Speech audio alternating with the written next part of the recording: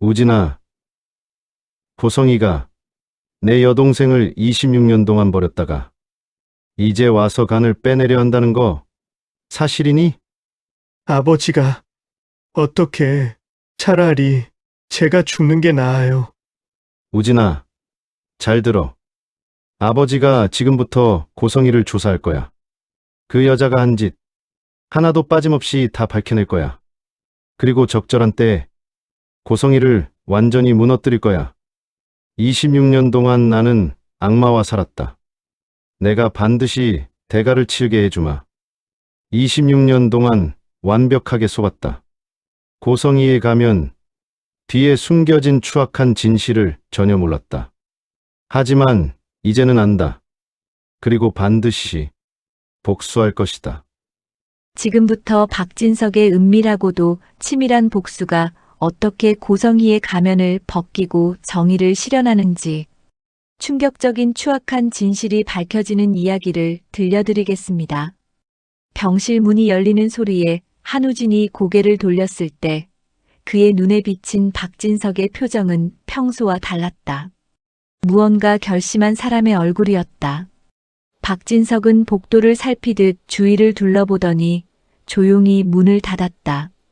그 신중한 움직임 하나하나가 한우진의 심장을 빠르게 뛰게 만들었다.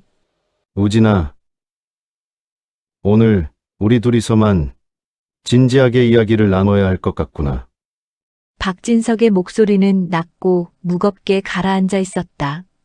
한우진은 침대에 앉은 채 박진석을 올려다봤다. 아버지의 눈빛이 심상치 않았다. 무언가를 알아버린 사람의 눈빛. 한우진은 본능적으로 깨달았다. 박영나가 결국 아버지에게 말한 것이다. 쌍둥이 여동생 이야기를, 고성희의 끔찍한 계획을 모두. 아버지, 무슨 말씀을 하고 싶으신 건지.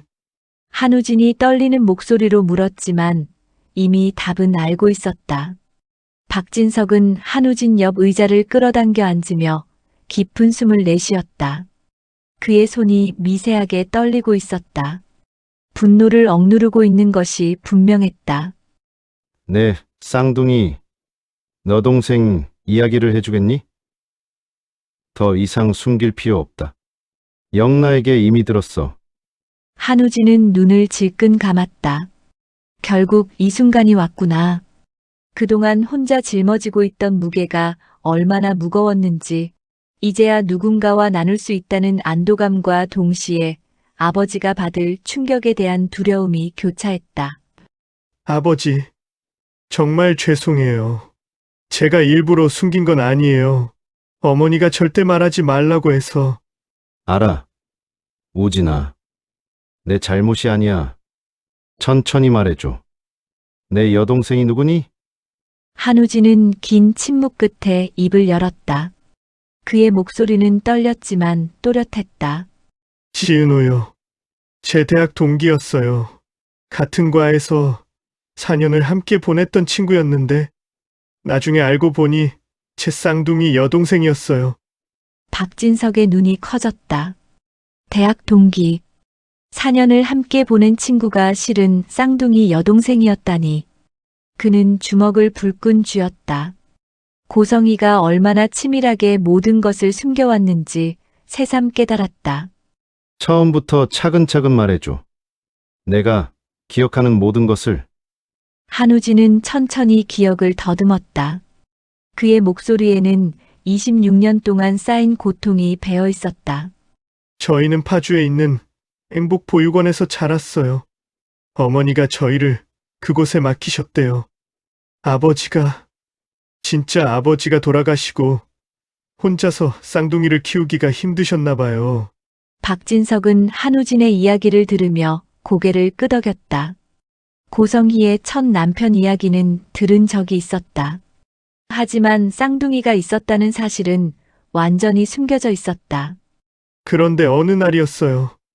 제가 5살쯤 됐을 때 어머니가 보육원에 오셨어요. 그리고 저만 데려가셨죠. 한우진의 눈에서 눈물이 흘러내렸다. 26년이 지난 지금도 그날의 기억은 생생했다. 유라, 아니, 지은호가 제 뒤에서 울면서 오빠, 오빠 하고 불렀어요. 손을 뻗으면서 저를 잡으려고 했어요. 그런데 어머니는 뒤도 안 돌아보고 그냥 저를 안고 나가셨어요.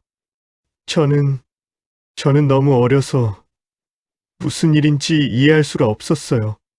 한우진의 목소리가 점점 떨렸다.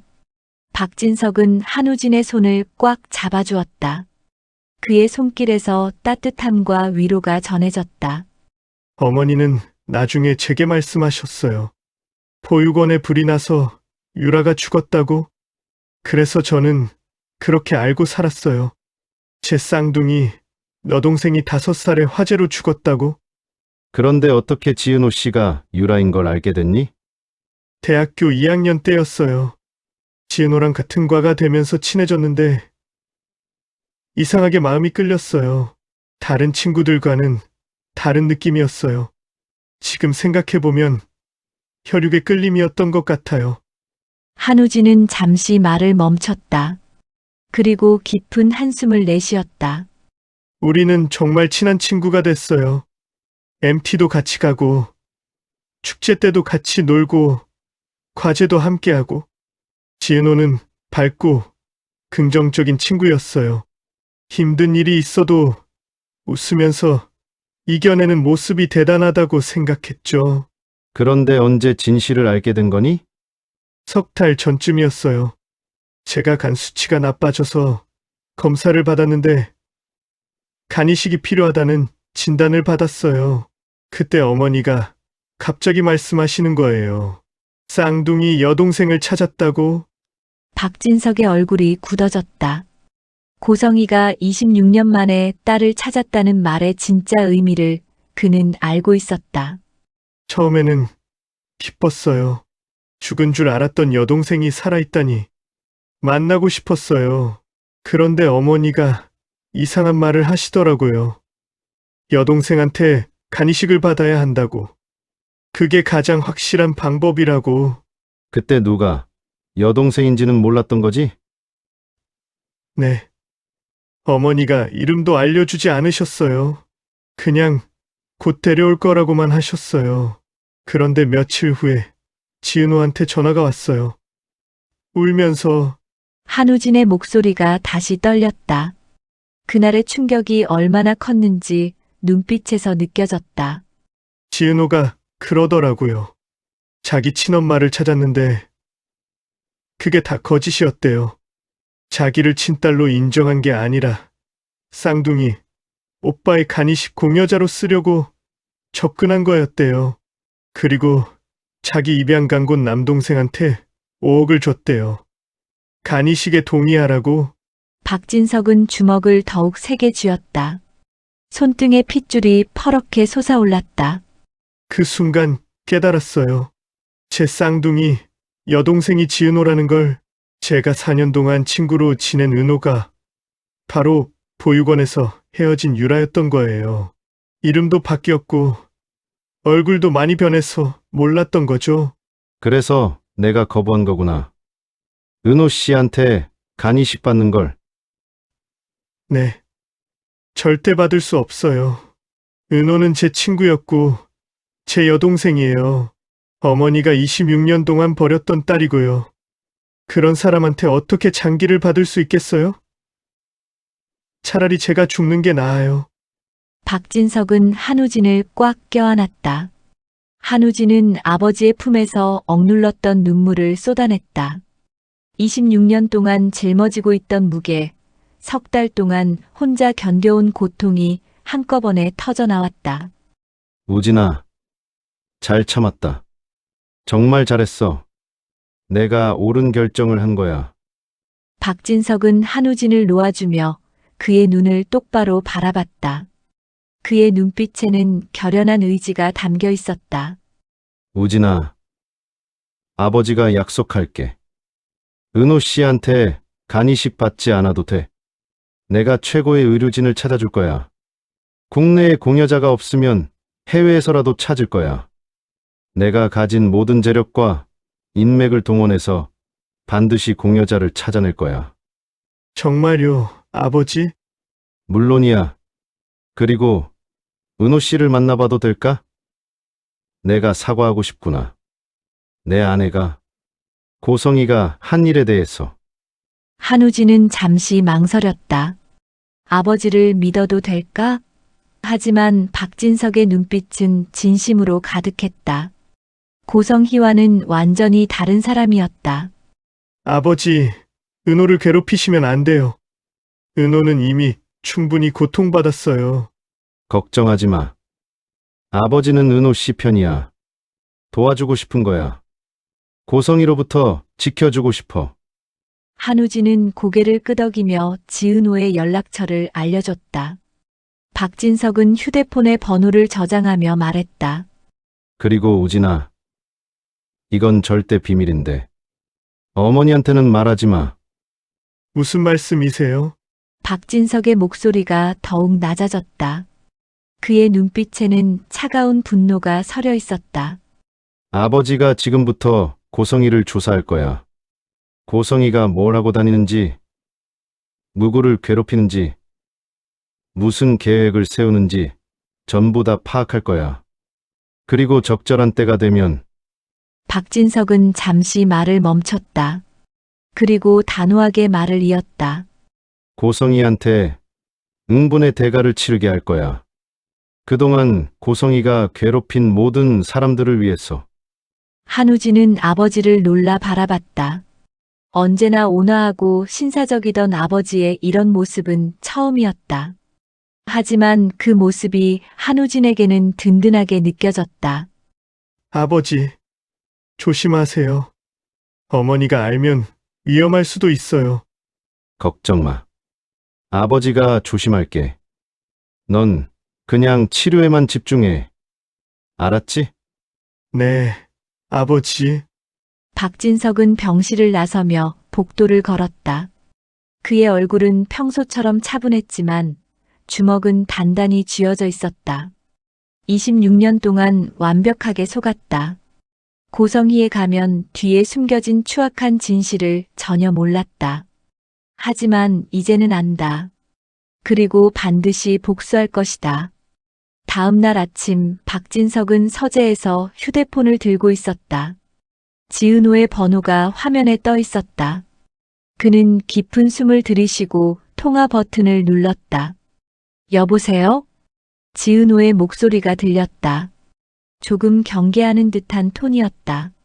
지은호 씨, 저는 박진석이라고 합니다.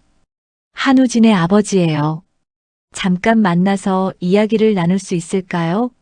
전화기 너머로 침묵이 흘렀다. 지은호는 박진석이라는 이름을 들은 순간 온몸이 굳어졌다. 한우진의 아버지. 그렇다면 고성희의 남편. 혹시 고성희가 보낸 사람일까? 저를 만나고 싶다고요? 네. 사과하고 싶어서요. 제 아내가 은호 씨한테 한 일에 대해서. 지은호는 순간 눈시울이 뜨거워졌다. 사과? 고성희의 남편이 자신에게 사과를 하겠다고? 오늘 오후 2시에 홍대 근처 조용한 카페에서 만날 수 있을까요? 제가 위치 보내드리겠습니다. 알겠습니다. 지은호는 떨리는 손으로 전화를 끊었다. 무슨 일이 벌어지고 있는 걸까? 한우진이 아버지에게 모든 것을 말한 걸까?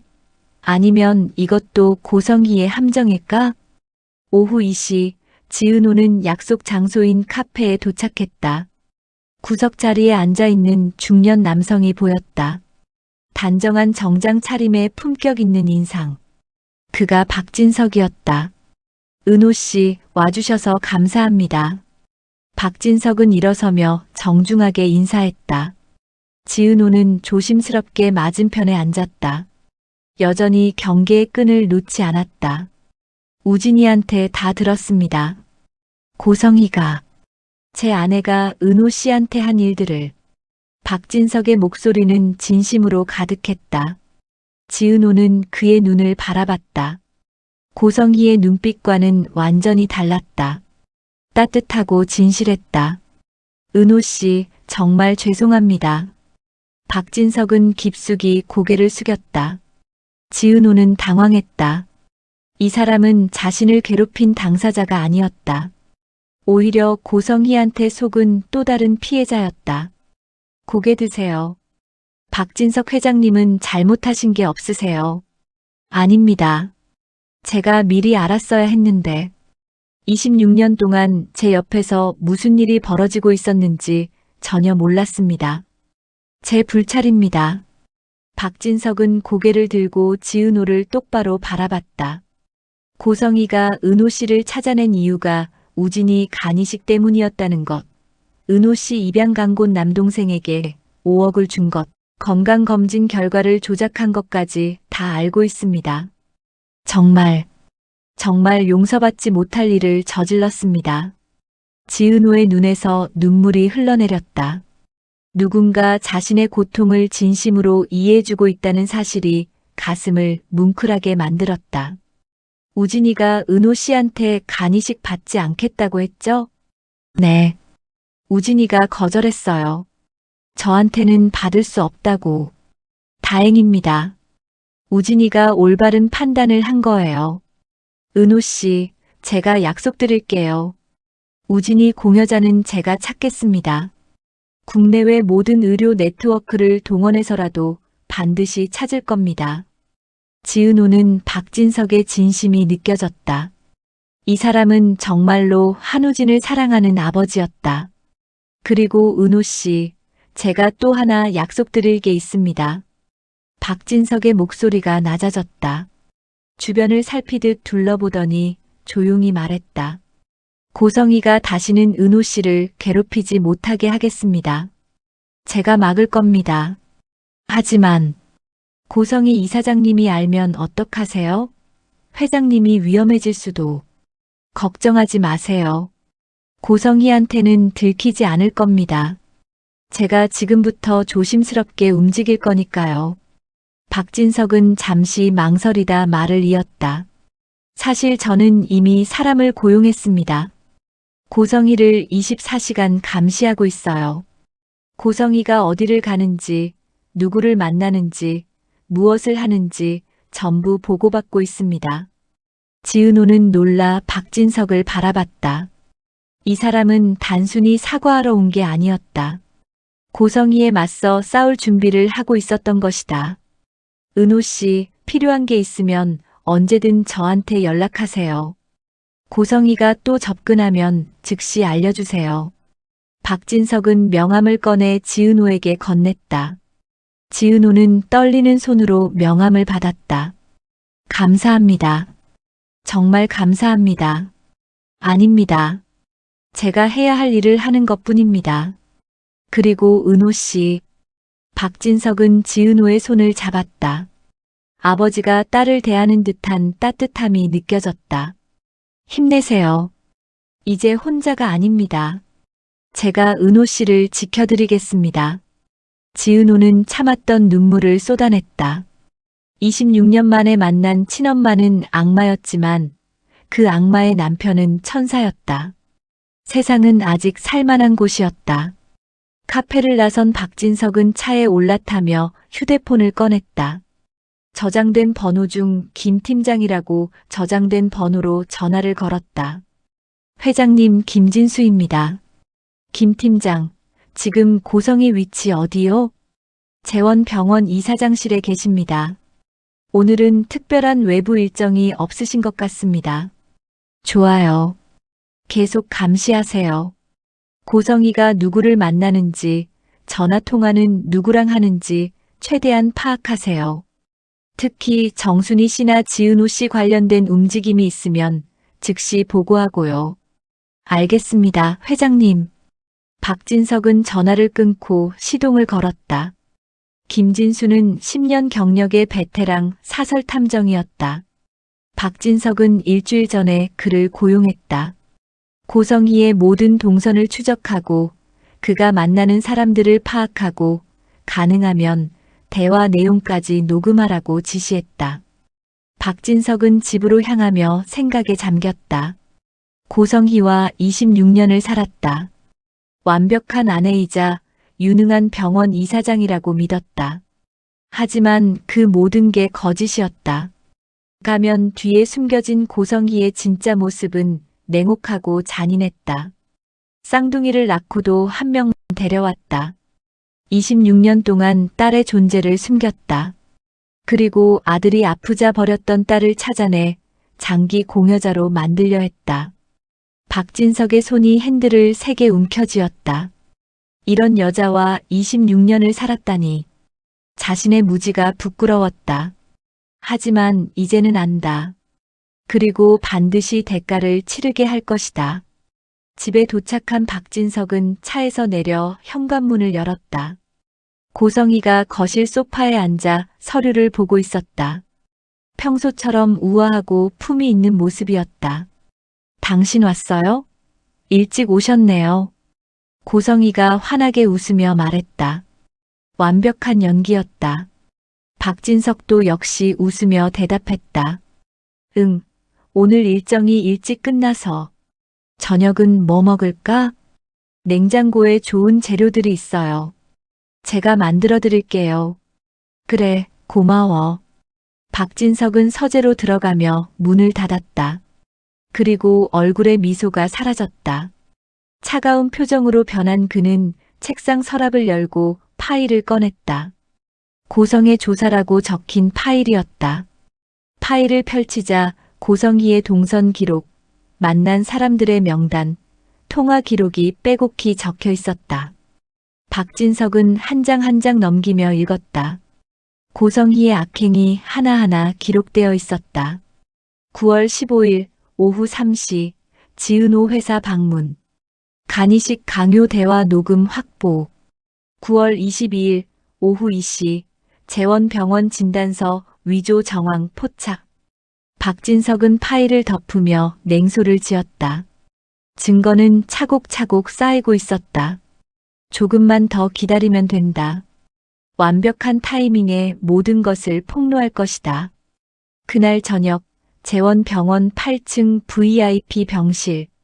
박영란은 한우진의 병실을 조용히 찾았다.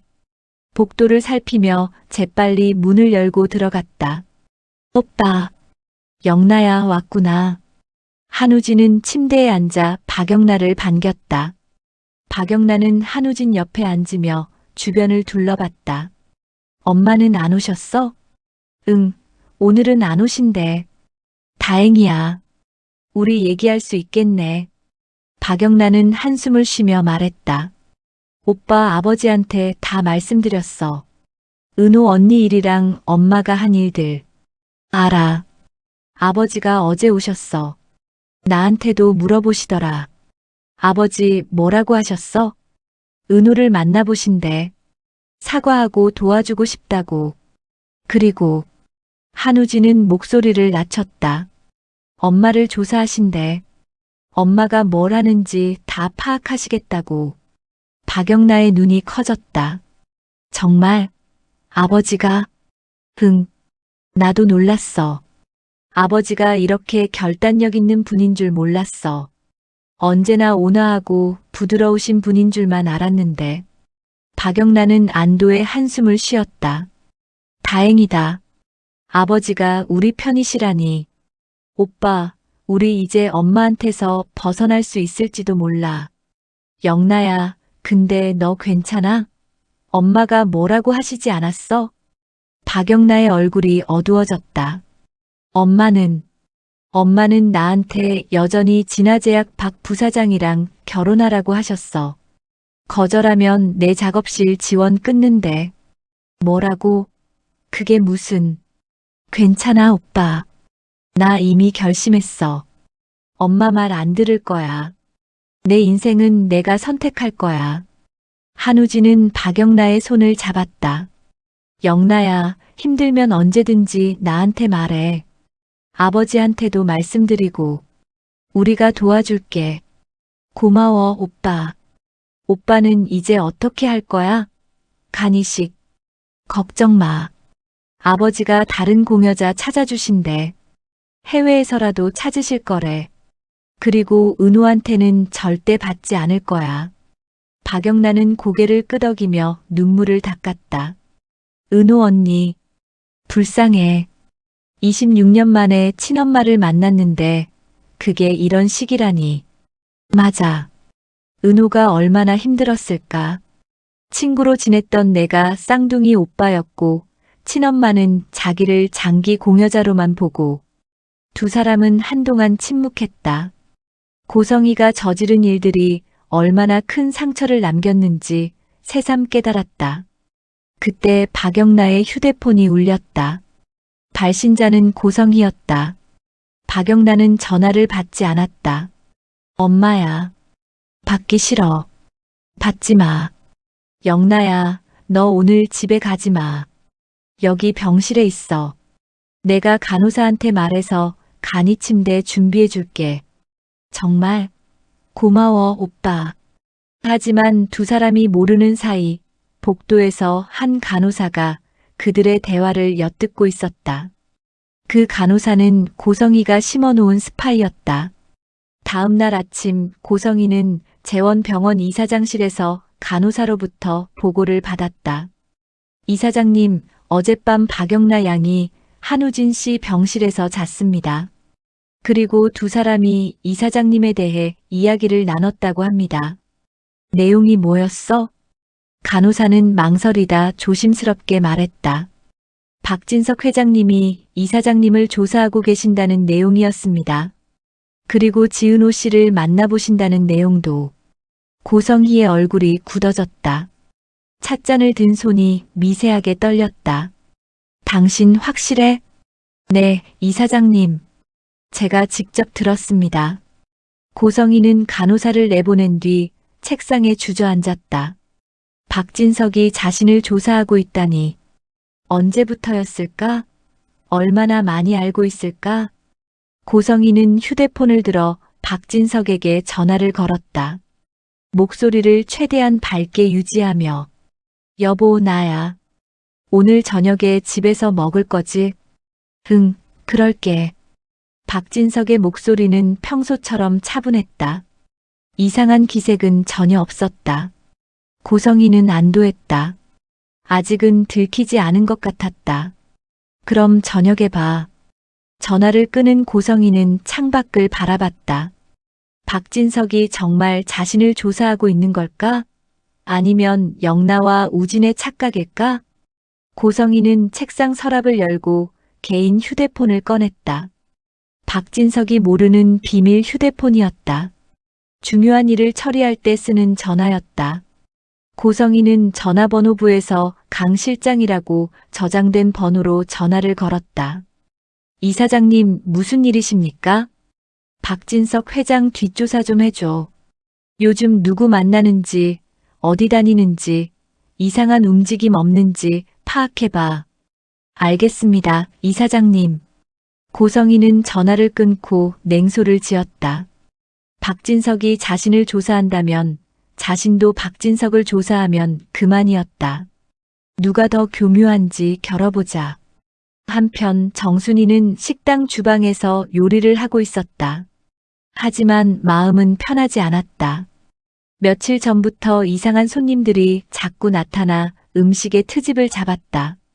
그리고 보건소에 신고까지 했다. 사장님, 또 저 손님이 음식이 상했다고 하네요. 직원이 주방으로 들어와 말했다. 정순이는 한숨을 쉬며 홀로 나갔다. 손님, 무슨 문제가 있으십니까? 중년 남자가 테이블을 탁 치며 소리쳤다. 이 김치찌개 봐요. 이게 먹을 수 있는 음식이에요? 상한 것 같은데? 손님, 저희 재료는 매일 아침 신선한 걸로 준비합니다. 상한 음식은 절대. 거짓말하지 마세요. 보건소에 신고할 겁니다. 주변 손님들이 수군거리기 시작했다. 정순이는 얼굴이 붉어졌다. 이런 일이 벌어질 때마다 다른 손님들이 불안해하며 나가버렸다. 손님, 다른 음식으로 바꿔드리겠습니다. 진정하세요. 싫어요. 환불해주세요. 결국 정순이는 환불을 해주고 그 손님을 보냈다. 하지만 홀에 남은 손님들도 하나 둘자리를 뜨기 시작했다. 사장님, 이게 무슨 일이에요? 요즘 이런 일이 너무 자주 일어나요. 직원이 걱정스럽게 물었다. 정순이는 고개를 저었다. 나도 모르겠어. 분명 음식에는 문제가 없는데. 정순이는 뭔가 이상하다고 느꼈다. 이런 손님들이 나타나기 시작한 게 언제부터였을까? 고성희와 마지막으로 만난 후부터였다. 설마 고성희가? 정순이는 소름이 돋았다. 고성희가 자신의 식당을 망가뜨리려고 사람을 보낸 걸까? 그날 저녁 정순이는 지은호에게 전화를 걸었다. 은호야, 엄마야. 엄마, 무슨 일이세요? 목소리가 안 좋으신데. 은호야. 요즘 식당에 이상한 일이 계속 일어나. 손님들이 음식에 트집을 잡고 보건소에 신고하고. 분명 우리 음식에는 문제가 없는데 말이야. 지은호는 순간 고성희가 떠올랐다. 엄마, 혹시 고성희 이사장이 그런 거 아니에요? 나도 그 생각을 했어. 그 여자가 복수하려고 이러는 것 같아. 엄마, 제가 박진석 회장님한테 말씀드릴게요. 회장님이 도와주실 거예요. 박진석 회장님? 은호야, 내가 박진석 회장님을 만났어? 지은호는 어제 있었던 일을 정순이에게 말했다. 박진석이 자신을 찾아와 사과하고 고성희를 조사하고 있으며 자신을 도와주겠다고 한 일을. 정말? 박진석 회장님이 그러셨어? 네, 엄마. 회장님은 좋은 분이세요. 고성희 이사장님과는 완전히 다른 사람이에요. 정순이는 눈물을 닦으며 말했다. 그렇구나. 다행이다. 은호야, 그럼 회장님한테 우리 식당 일도 말씀드려줄 수 있겠니? 물론이죠, 엄마. 제가 바로 연락드릴게요. 전화를 끊은 지은호는 박진석이 준 명함을 꺼냈다. 그리고 전화를 걸었다. 여보세요, 은호 씨? 회장님, 급한 일이 생겼어요. 제 엄마 식당에 이상한 일들이 계속 일어나고 있어요. 고성희 이사장님이 사람을 보내 영업 방해를 하는 것 같아요. 박진석의 목소리가 단호해졌다. 자세히 말씀해 주세요. 지은호는 정순이한테 들은 이야기를 박진석에게 전했다. 박진석은 조용히 듣다가 말했다. 걱정하지 마세요. 제가 해결하겠습니다. 탐정한테 확인해보고 증거를 확보하겠습니다. 그리고 그 용역 업체가 다시는 식당에 못 오게 하겠습니다. 정말 감사합니다, 회장님. 아닙니다. 당연히 해야 할 일입니다. 그리고 은호 씨, 제 아들 박성재를 보내겠습니다. 성재가 식당을 지켜줄 겁니다. 회장님, 너무 감사합니다. 전화를 끊은 박진석은 즉시 김진수 팀장에게 연락했다. 김 팀장, 정순이 씨 식당에 용역 업체가 영업 방해하고 있다는 정보 확인해 주세요. 그리고 그 업체가 누가 고용한 건지 파악하세요. 알겠습니다, 회장님. 박진석은 이어서 박성재에게 전화를 걸었다. 성재야, 아버지야. 네, 아버지. 무슨 일이세요? 정순이 씨 식당 아니? 거기 가서 상황 좀 파악해줘. 그리고 이상한 손님들이 또 오면 막아줘. 무슨 일인데요? 박진석은 상황을 설명했다. 박성재는 분노했다. 어머니가 그런 짓을 하셨다고요? 아직 확실하지 않아. 하지만 가능성이 높아. 성재야, 내가 가서 정순이 씨 도와줘. 그리고 증거를 확보해. 알겠습니다, 아버지. 다음 날 박성재는 정순이의 식당을 찾았다.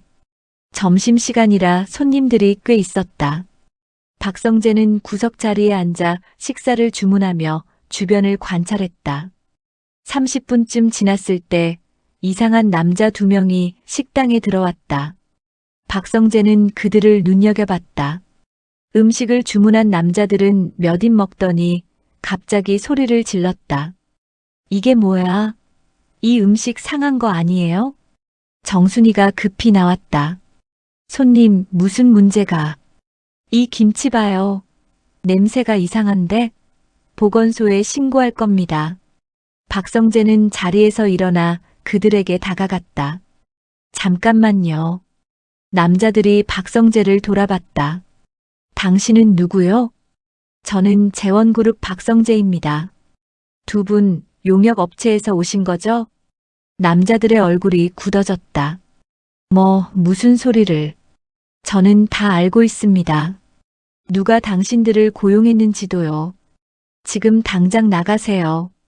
다시는 이 식당에 오지 마시고요. 당신이 뭔데 우리 보고. 박성재는 명함을 꺼내 남자들에게 내밀었다. 재원그룹 구조조정본부장 박성재입니다. 제 말을 안 들으시면 법적 조치를 취하겠습니다. 영업방해죄로 고소할 겁니다. 그리고 당신들을 고용한 사람도 함께요. 남자들은 당황하며 서로를 쳐다봤다. 재원그룹 본부장. 그것도 구조조정본부장이라면 무시할 수 없는 위치였다. 우리는 그냥 나가세요. 지금 당장. 남자들은 서둘러 식당을 나갔다. 다른 손님들은 무슨 일인가 싶어 수군거렸다. 박성재는 정순이에게 다가가 조용히 말했다. 정순이 사장님, 제가 박진석 회장님 아들 박성재입니다. 아버지한테 부탁받고 왔습니다. 아, 감사합니다, 본부장님. 앞으로도 저런 사람들이 오면 바로 저한테 연락하세요. 제가 처리하겠습니다. 박성재는 명함을 건네며 미소 지었다. 정순이는 눈물을 글썽이며 고개를 숙여 인사했다. 정말 감사합니다. 그날 저녁 김진수 팀장은 박진석에게 보고했다. 회장님, 용역업체 추적했습니다. 고성의 이사장님이 개인 휴대폰으로 강 실장이라는 사람한테 지시한 것이 확인됐습니다. 증거는 통화 녹음 확보했습니다. 그리고 용역업체 직원들 진술도 받았습니다. 좋아요. 파일에 정리해서 보관하세요. 박진석은 전화를 끊고 서재 책상 앞에 앉았다. 파일이 점점 두꺼워지고 있었다. 고성희의 악행 증거가 하나씩 쌓이고 있었다. 고성희, 넌 스스로 무덤을 파고 있어. 며칠 후 고성희는 강 실장으로부터 보고를 받았다. 이사장님, 박진석 회장님이 최근 지은호를 만났습니다. 뭐라고? 그리고 정순이 식당에 박성재 본부장님이 다녀갔습니다. 우리가 보낸 사람들을 쫓아냈습니다. 고성희의 얼굴이 창백해졌다. 박진석이 정말 자신을 조사하고 있었던 것이다. 그리고 지은호와 정순이를 돕고 있었다. 박진석 회장님이 사설탐정을 고용한 것도 확인됐습니다. 사설탐정? 네. 김진수라는 탐정입니다. 10년 경력의 베테랑이라고 합니다. 고성희는 책상에 주저앉았다. 모든 게 들통나고 있었다. 박진석이 자신의 모든 움직임을 감시하고 있었던 것이다. 이사장님, 어떻게 하시겠습니까? 고성희는 한동안 생각하다가 말했다. 일단 조용히 있어. 박진석한테 들키면 안 돼. 당분간은 지은호나 정순이한테 접근하지 마. 알겠습니다. 고성희는 혼자 남아 창밖을 바라봤다. 계획이 틀어지고 있었다. 박진석이 방해하고 있었다. 하지만 포기할 수 없었다. 한우진에게는 반드시 간이식이 필요했다. 그리고 그 공여자는 지은호여야 했다. 어떻게든 방법을 찾아야 해. 고성희의 눈빛이 위험하게 빛났다. 같은 시각 박영란은 작업실에서 그림을 그리고 있었다. 자신만의 공간에서 자유롭게 작업할 수 있다는 게 얼마나 행복한지 새삼 깨달았다. 그때 휴대폰이 울렸다. 이지환이었다. 오빠, 영나야, 지금 어디야? 작업실에 있어. 왜? 나 지금 갈게. 같이 저녁 먹자. 좋아. 30분 후 이지환이 작업실에 도착했다. 손에는 테이크아웃 음식이 들려 있었다. 짜잔. 내가 좋아하는 파스타 사왔어. 와, 고마워 오빠. 두 사람은 작업실 한쪽에 자리를 잡고 식사를 했다. 이지환은 박영란을 바라보며 물었다. 영란야, 요즘 어머니랑은 어째? 박영란의 표정이 어두워졌다. 엄마는 여전해. 박 부사장이랑 결혼하라고 계속 압박하시고, 내가 거부하니까 작업실 지원 끊겠다고 하시고, 그래도 넌 여기서 버티고 있잖아. 나 이제 엄마 말 안 들을 거야. 내 인생은 내가 결정할 거야. 이지환은 박영란의 손을 잡았다. 잘 생각했어, 영란야. 나도 너 응원해. 고마워, 오빠. 오빠가 있어서 힘이 나. 두 사람은 마주보며 미소 지었다. 그 순간 문이 벌컥 열렸다. 고성희가 서 있었다. 영란야. 박영란와 이지환은 깜짝 놀라 일어섰다. 엄마, 어떻게 여기를? 내가 못 찾을 줄 알았어? 당장 집에 가자. 싫어요. 전 여기서 살 거예요. 고성희는 박영란의 팔을 붙잡았다. 가자고 했어. 나요, 엄마. 이지환이 나섰다. 이사장님, 영란은 성인입니다. 본인 의사를 존중해 주셔야죠. 당신은 누구길래 내 가족 일에 참견해? 저는 영란을 사랑하는 사람입니다. 고성희의 눈이 날카롭게 빛났다. 뭐라고? 사랑? 영란은 진화제약 부사장이랑 결혼할 거야. 당신 같은 사람이랑은 안 돼. 엄마, 그만하세요. 박영란가 소리쳤다. 하지만 고성희는 듣지 않았다. 박영란을 강제로 끌고 나가려 했다. 이지환은 고성희를 막아섰다. 이사장님, 이건 범죄입니다. 성인을 강제로 끌고 가시면. 비켜. 고성희는 이지환을 밀쳤다. 이지환은 벽에 부딪혔다. 박영란가 비명을 질렀다. 오빠. 고성희는 박영란을 끌고 밖으로 나갔다. 박영란은 저항했지만 고성희가 더 힘이 셌다. 결국 박영란은 고성희의 차에 강제로 실렸다. 엄마, 나 내려줘요. 닥쳐. 넌 내 딸이야. 내 말 들어야 해.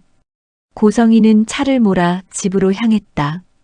박영란은 창문을 두드리며 울었지만 소용없었다. 집에 도착한 고성희는 박영란을 방으로 끌고 들어갔다. 그리고 문을 잠갔다. 여기서 반성해. 내가 시키는 대로 할 때까지. 엄마, 문 열어요. 박영란은 문을 두드렸지만 고성희는 대답하지 않았다. 박영란은 주저앉아 울었다. 이지환은 작업실에서 일어나 박진석에게 전화를 걸었다. 회장님, 저 이지환입니다. 고성희 이사장님이 영란을 강제로 데려가셨습니다. 뭐라고? 지금 집으로 가신 것 같습니다. 영란을 방에 가뒀을 거예요. 박진석의 목소리가 단호해졌다. 알겠습니다. 제가 처리하겠습니다. 박진석은 즉시 김진수 팀장에게 연락했다. 김 팀장, 고성희가 영란을 집에 감금했습니다. 24시간 감시하세요. 영란한테 무슨 일이 생기면 즉시 보고하고요. 알겠습니다, 회장님. 박진석은 집으로 향했다. 차 안에서 그는 생각했다. 고성희가 이제 선을 넘었다. 자기 딸을 감금하다니. 더 이상 참을 수 없었다. 집에 도착한 박진석은 고성희를 찾았다. 고성희는 거실에서 와인을 마시고 있었다. 당신 왔어요? 영란은? 방에 있어요. 반성 중이죠. 박진석은 고성희를 똑바로 바라봤다. 당신 영란을 감금했어요? 고성희는 당황하지 않고 대답했다. 감금이 아니에요. 교육이죠. 영란가 말을 안 들어서. 성인을 방에 가두는 게 교육이에요? 영란은 내 딸이에요. 내가 교육할 권리가 있죠. 박진석은 주먹을 쥐었다. 하지만 참았다. 아직은 때가 아니었다. 알겠어요. 하지만 너무 오래 가두지는 마세요. 박진석은 2층으로 올라가 박영나 방문 앞에 섰다. 문을 두드렸다. 영나야, 아버지야. 아버지. 박영나가 문 너머로 대답했다. 괜찮아. 조금만 참아. 아버지가 곧 해결할 거야. 아버지. 힘내, 영나야. 사랑해. 박진석은 방을 나서며 생각했다. 이제 더 이상 기다릴 수 없다. 고성이를 끝장낼 때가 왔다. 다음 날 박진석은 김진수 팀장, 박성재, 그리고 변호사를 소집했다. 비밀 회의였다. 여러분, 지금부터 고성이를 상대로 법적 조치를 준비하겠습니다. 박진석은 두꺼운 파일을 테이블 위에 올려놓았다. 이 파일에는 고성이가 지난 몇 달 동안 저지른 모든 악행의 증거가 들어 있습니다. 지은호 씨 괴롭힘, 정순희 씨 식당 영업 방해, 박영나 감금, 건강검진 조작, 입양 어머니 회유. 변호사가 파일을 넘기며 고개를 끄덕였다. 회장님, 이 정도면 충분합니다. 여러 범죄 혐의로 고소할 수 있습니다. 좋습니다. 고소장을 준비하세요. 그리고 이혼 소송도 함께요. 박성재가 놀라 아버지를 봤다. 아버지, 이혼까지. 성재야, 아버지는 26년 동안 고성희한테 속았어. 더 이상 그 사람과 함께 살 수 없어. 박진석의 목소리는 단호했다. 박성재는 고개를 숙였다. 하지만 아버지, 어머니가 반발하면 반발할 거야. 하지만 증거가 너무 많아. 고성이는 이길 수 없어. 변호사가 말했다. 회장님, 한 가지 조언드리자면 고성이 이사장님이 재원병원 지분을 가지고 계시죠? 이혼 소송에서 재산 분할이 쟁점이 될 겁니다. 상관없어요. 재산은 나눠줘도 돼요. 하지만 고성이가 저지른 범죄에 대해서는 반드시 책임을 져야 합니다. 알겠습니다. 고소장과 이혼 소송 준비하겠습니다. 회의가 끝나고 모두 떠난 후 박진석은 혼자 남아 창밖을 바라봤다. 26년의 결혼 생활이 끝나가고 있었다. 슬프지 않다면 거짓말일 것이다. 하지만 고성이가 저지른 일들을 생각하면 더 이상 함께할 수 없었다. 박진석은 휴대폰을 꺼내 한우진에게 전화를 걸었다. 우진아, 아버지야. 아버지, 무슨 일이세요? 아버지가 곧 어머니랑 이혼할 거야. 그리고 어머니를 고소할 거야. 한우진은 침묵했다. 충격적인 소식이었다. 아버지, 정말요? 응. 더 이상 참을 수가 없구나. 어머니가 한 일들이 너무 많아. 우진아, 너는 아버지 편이지? 당연하죠, 아버지. 저는 아버지 편이에요. 고마워, 우진아. 그리고 걱정 마. 아버지가 너 공여자 꼭 찾아줄게. 감사합니다, 아버지. 전화를 끊은 박진석은 깊은 한숨을 쉬었다. 이제 시작이었다. 고성희와의 전쟁이. 며칠 후 고성희는 법원으로부터 소장을 받았다. 이혼 소송과 여러 범죄 혐의에 대한 고소장이었다. 고성희는 소장을 읽으며 얼굴이 창백해졌다. 박진석이 정말 자신을 고소한 것이다. 그리고 이혼까지. 이럴 수가. 고성희는 즉시 변호사를 불렀다. 이사장님, 이 증거들을 보시면 상황이 좋지 않습니다. 무슨 소리예요? 제가 이길 수 있잖아요. 이사장님, 증거가 너무 많습니다. 통화 녹음, 증인 진술, CCTV 영상. 박진석 회장님이 철저하게 준비하셨습니다. 고성희는 소파에 주저앉았다. 모든 게 끝나가고 있었다. 어떻게 이런 일이. 이사장님, 제 조언은 합의입니다.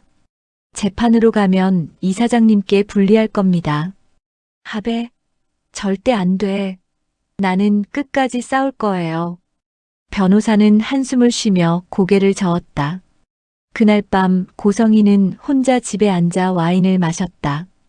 박진석은 호텔로 거처를 옮긴 상태였다. 박영란은 여전히 방에 갇혀 있었다. 고성이는 26년 동안 쌓아온 모든 것이 무너지고 있다는 걸 느꼈다. 박진석과의 결혼, 재원그룹과의 연결, 사회적 지위. 모든 게 위태로웠다. 안 돼. 이렇게 끝날 순 없어. 고성이는 휴대폰을 꺼내 강 실장에게 전화를 걸었다. 이사장님?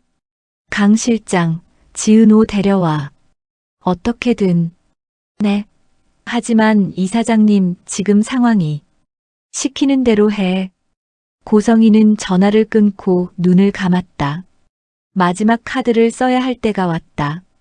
지은호를 강제로라도 데려와 한우진에게 간이식을 시켜야 했다. 하지만 고성이는 몰랐다. 그 통화도 김진수 팀장이 감청하고 있다는 것을. 그리고 박진석에게 즉시 보고됐다는 것을. 박진석은 호텔방에서 김진수의 전화를 받았다. 회장님, 고성희 이사장님이 강 실장에게 지은호 씨를 납치하라고 지시했습니다. 박진석의 얼굴이 굳어졌다. 녹음했어요? 네, 확보했습니다. 좋아요. 경찰에 신고하세요. 그리고 지은호 씨한테 즉시 연락해서 조심하라고 하세요. 성재한테도 연락하고요. 알겠습니다, 회장님. 박진석은 전화를 끊고 창밖을 바라봤다. 고성희가 드디어 완전히 선을 넘었다. 이제 끝이다. 다음 날 아침 경찰이 고성희의 집에 찾아왔다. 체포영장을 들고 고성애 씨 납치 미수 감금 사문서 위조 영업방해 등의 혐의로 체포합니다. 고성희는 믿을 수 없다는 표정으로 경찰을 바라봤다. 뭐라고요? 체포? 동행하시죠. 고성희는 수갑이 채워진 채 경찰차에 실렸다. 이웃들이 수군거리며 지켜봤다. 재원병원 이사장 고성희의 몰락이었다. 박영란은 방 창문으로 그 광경을 봤다. 엄마가 경찰에 끌려가는 모습을. 복잡한 감정이 밀려왔다. 슬픔, 안도, 분노. 박진석이 집에 와서 박영라 방문을 열었다. 영라야, 이제 괜찮아. 나와. 박영란은 아버지에게 달려가 안겼다. 그리고 울었다. 아버지, 영라야, 이제 자유야. 내 인생을 살아. 며칠 후 법정에서 첫 공판이 열렸다. 고성희는 죄를 부인했지만 증거는 압도적이었다. 지은호와 정순이가 증인으로 나와 고성희의 악행을 증언했다. 한우진도 법정에 나와 진실을 말했다. 고성희는 제 쌍둥이 여동생을 26년 동안 버려두었다가 제가 아프자 장기 공여자로 쓰려고 했습니다. 그것도 강압적으로요. 판사는 증거와 증언을 들으며 고개를 저었다. 피고인 고성희는 여러 중대한 범죄를 저질렀습니다. 징역 5년을 선고합니다. 고성희는 그 자리에서 주저앉았다. 모든 게 끝났다. 법정을 나서며 박진석은 지은호를 만났다. 은호 씨, 고생 많으셨습니다. 아니에요, 회장님. 회장님 덕분에 정의가 실현됐어요. 은호 씨, 그리고 우진이를 위해 공여자를 찾았습니다. 독일에서 적합한 공여자가 나타났어요. 지은호의 눈이 커졌다. 정말요? 네. 다음 달에 수술 예정입니다. 지은호는 눈물을 흘렸다. 한우진이 살 수 있다니. 감사합니다. 정말 감사합니다. 3개월 후 한우진은 성공적으로 간이식 수술을 받았다. 독일에서 온 공여자 덕분이었다. 한우진은 빠르게 회복했다. 박영란은 이지환과 함께 자신의 갤러리를 열었다. 첫 전시회는 대성공이었다. 지은호와 정순이는 평화로운 일상으로 돌아갔다. 식당도 다시 손님들로 북적였다. 박진석은 재원그룹을 계속 이끌며 박성재와 함께 더 나은 회사를 만들어가고 있었다. 그리고 고성희는 교도소에서 자신의 죄를 반성하고 있었다. 26년 동안 쌓아온 모든 것을 잃었다. 하지만 그것은 자신이 자초한 일이었다. 어느 날 한우진과 지은호는 카페에서 만났다. 26년 만에 다시 만난 쌍둥이 남매였다. 오빠, 이제 우리 진짜 가족이 됐네요. 그래, 은호야. 이제 우리 행복하게 살자. 두 사람은 손을 잡고 미소 지었다. 긴 악몽이 끝나고 새로운 시작이었다. 박진석은 이 모든 과정을 지켜보며 생각했다. 진실은 언젠가 드러나기 마련이고 정의는 결국 승리한다고. 그리고 사랑하는 사람들을 지키기 위해서라면 어떤 어려움도 이겨낼 수 있다고. 이 이야기는 박진석의 은밀하고도 치밀한 복수가 어떻게 고성희의 가면을 벗기고 정의를 실현했는지를 그린 드라마입니다. 26년 동안 숨겨진 진실이 밝혀지고 상처받은 이들이 치유되며 새로운 시작을 맞이하는 과정을 담았습니다. 오늘의 이야기는 여기까지입니다. 오늘도 제 이야기를 끝까지 들어주셔서 정말 감사드립니다. 혹시 영상이 마음에 드셨다면 아래 좋아요 버튼 한번 살짝 눌러주시고요. 구독하기와 알림 설정까지 해주시면 저에게는 정말 큰 힘이 되고 보람이 됩니다. 날씨가 많이 쌀쌀해졌죠? 감기 조심하시고요. 항상 건강하시고 평안한 하루 보내시길 바랍니다. 그럼 다음 이야기에서 또 만나요. 오늘도 함께 해주셔서 고맙습니다.